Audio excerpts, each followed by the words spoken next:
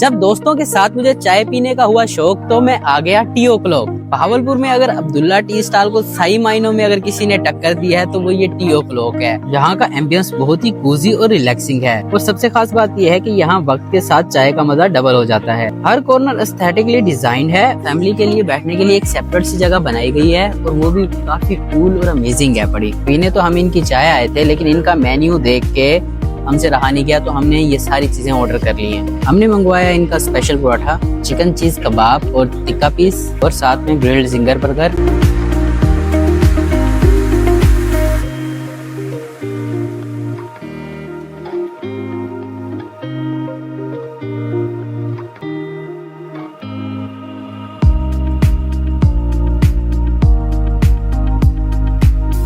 आज की इस वीडियो में मैं आपको रिव्यू नहीं दूंगा, बल्कि आप लोग खुद मुझे रिव्यू देंगे कि आपका यहाँ पे कैसा एक्सपीरियंस रहा है, आपको यहाँ पे कैसा टेस्ट मिला है। आज की वीडियो में इतना ही, मिलते हैं आपसे अगली वीडियो में, तब तक के लिए अल्लाह हाफिज।